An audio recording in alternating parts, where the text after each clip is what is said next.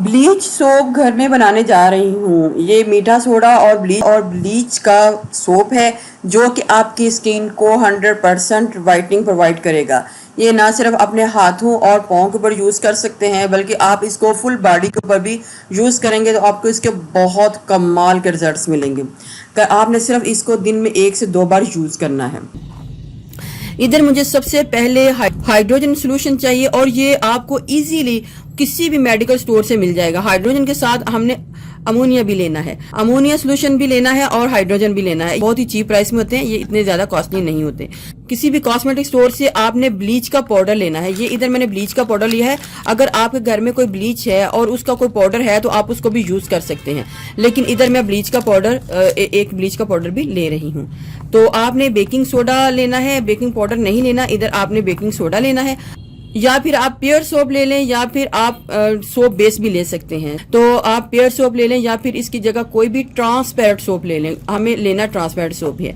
तो मैं अब आपको बताती हूँ कि हमने इसको किस तरीके से बनाना है और किस तरीके से यूज करना है।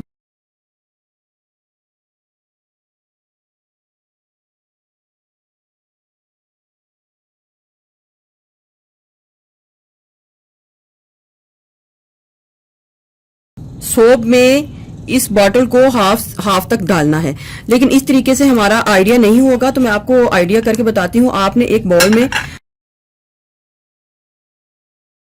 ना, मैं आपको बताऊंगी उसी तरीके से आपने इसको बनाना है।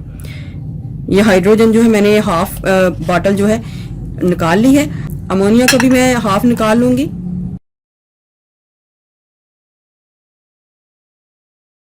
हाइड्रोजन को मैंने इसके बीच में डाल देना है, सोप के बीच में। अमोनिया को हमने बाद में डालना है।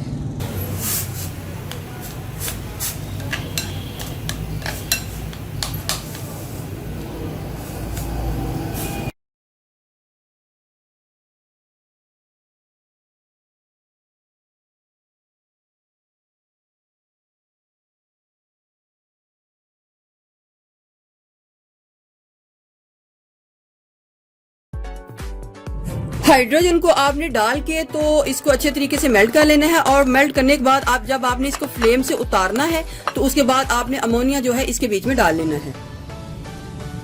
आप कोशिश करें कि जो अमोनिया सोल्यूशन है उसको उसी वक्त बॉटल से निकालें जब आपने उसको सोप में डालना हो। पहले उसको निकाल के बाउल में ना रखें। अब मैं फटाफट दूसरी चीजें भी डालूंगी क्योंकि इसने अब जल्दी से जमने शुरू हो जाना है। ये ब्लीच का पाउडर है तो हाफ टी स्पून मैंने ब्लीच का पाउडर भी इसके बीच में डाल लेना है और इसको अच्छे तरीके से मिक्स कर लेना है। बेकिंग सोडा मैंने एक जार में डाला हुआ है तो ये भी मैं तकरीबन 1-2 पिंच इसके बीच में डाल लूंगी। अमोनिया जो है आपकी आंखों को फील होगा लेकिन इसमें कोई हर्ज नहीं, लेकिन जिस तरीके से मैंने आपको बताया है आपने भी सोप को इसी तरीके से बनाना है। ड्राई होने के लिए इसको छोड़ूंगी।